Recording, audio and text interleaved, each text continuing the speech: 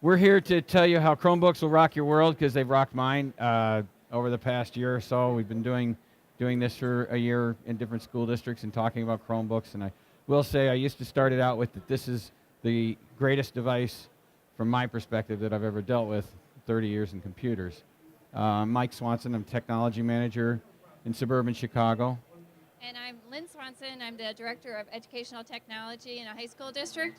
And I've worked in K-12 quite a bit. And Chromebooks from the instructional lens is amazing. It's super easy. The kids love it. It's intuitive. So we're going to show you a little bit about it. Hopefully you'll see the same thing. Oh, okay. So the first way I want to start out is they are inexpensive. They are inexpensive. The Samsungs, for instance, are $249 if you don't get the management piece. The management piece is $279. If you're a Google Apps for Education customer, you want the $279 model because you can manage those Chromebooks. The picture we've got here is the Samsungs. You'll see them in the back. They are very lightweight. We found them to be reasonably sturdy. We're not having, in fact, the older Chromebooks came, we had some breakage, but with these newer models, we're not getting any breakage so far. So far, so good, right? And afterwards, you can take a look. All the models are there on the other side of the Google wall here. So you'll see the differences. You know, they do come with a drive inside, so you can save files to an internal drive. It's a 16 gig drive. However, we find that we don't do that. We find no reason to be saving to the drive because we use everything in the cloud, Google Drive. Like you said, the brands, the Acers, Samsungs, Lenovo's, HP, and there are 3G models. I will tell you that we have some 3G models. We have a couple of classes that have the 3G models that take them home. So we're not all one-to-one. We're just some one-to-one. They take the 3G home for students that don't have internet access at home. And we found these to be pretty inexpensive. I'll tell you a little secret. They come free with 100 meg a month from Verizon. So what we do is we manage the Chromebooks so that when they go home, they can't get to as many sites, so they're not using up that 100 meg. So unfortunately, when they take them home, we often block YouTube because we found that if they take them home and use it over the weekend, that 100 meg gets sucked up pretty quick. These are the vendors you can buy them from. You can buy them directly from Google, but I have found that Google would rather you go to the other places now. I think if you know anything about the Chromebooks, most people go to CDW from what I've found, but I would recommend as well shoppromevo.com. Great organization to deal with. We've gotten them from them, and they come managed, pre-managed, so pre-enrolled, so a student can take them out of the box and start working on them right away because I've already set up in the background the apps control panel and how they look.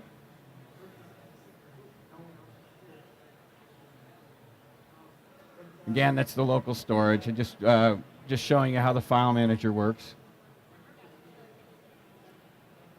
When we set these up for auto enrollment, it's a screenshot of some of the things you can see. You can see the Chromebooks when they came. There's places on the apps control panel where you can tell when they'll be shipped.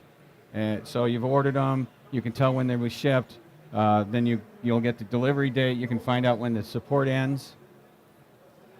There's a lot of stuff in the Google Apps control panel regarding these.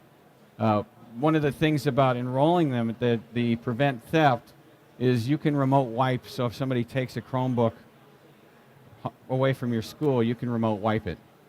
It's kind of a nice feature. I think there's other devices I wish that we could do that with.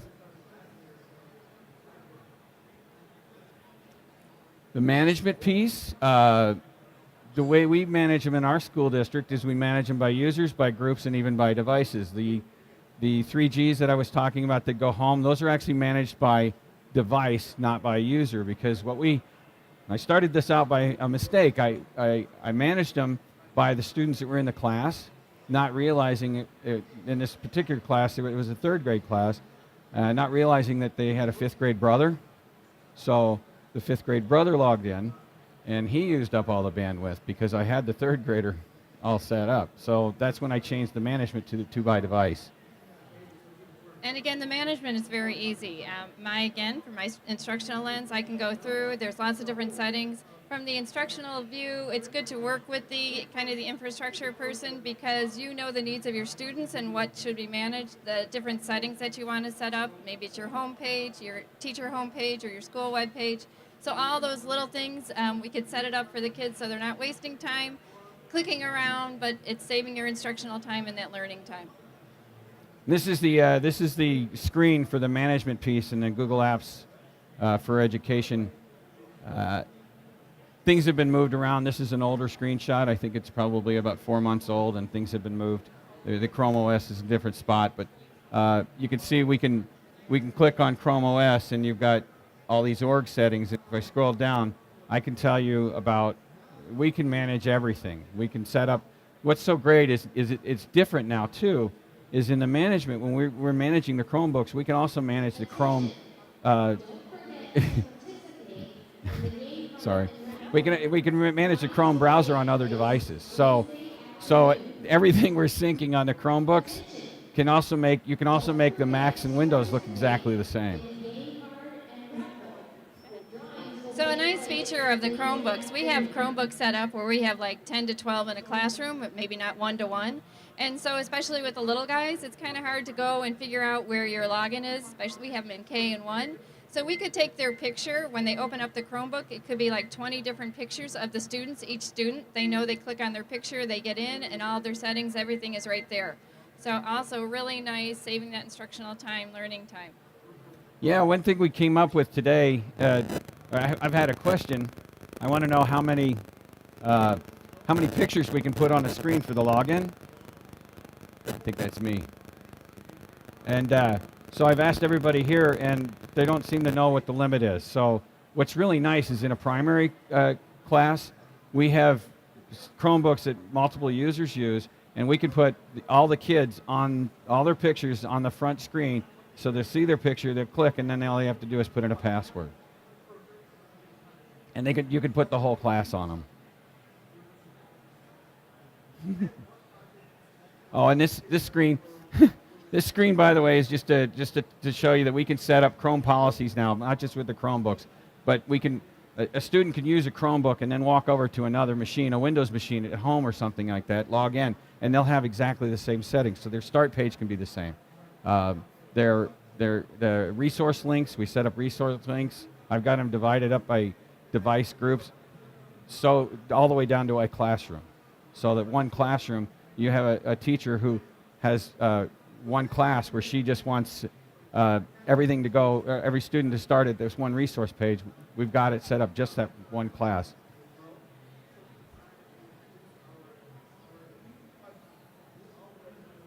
And the other thing is the admin roles.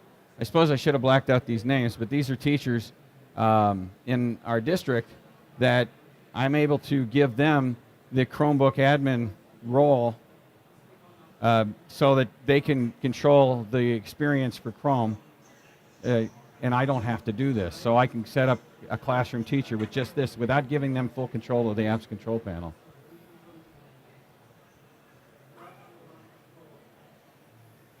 Chromebook recovery, you know, if you've dealt with other machines in the past, you understand that it's very difficult to re-image them when other people are using them, and you lose your OS.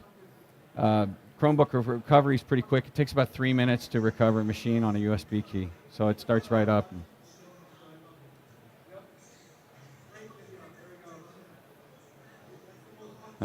Quick through that one. And unfortunately, yes, you can print. Not an advocate of printing, but yes, you can print with Google Cloud Print.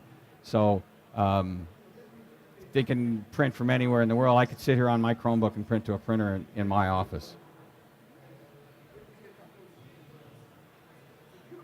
And so we always talk about those assessments, those darn assessments, and can we use Chromebooks for NWEA? Are we going to be able to use them for Common Core? And the answer is yes. So just so you have that in the back of your head, they're all set up for that. Okay, well, I understand we only have a couple minutes left. So 15 minutes goes very, very fast. And as far as this goes, Yeah, so we want to go just show you really quickly the web store, the Chrome web store. yeah. There's the Chrome web. There's what the Chrome Web Store does: apps and extensions. Apps are links to websites. It's kind of cool. If you subscribe to something like WeVideo or Wixie or something like that, you can subscribe with your Google Apps. The students can have their Google Apps login can be the same as their Wixie login. So all he would do is just click on a link and it automatically logs them in, and everything gets saved to Google Drive. And extensions are small pieces of software. And we've seen some really cool ones.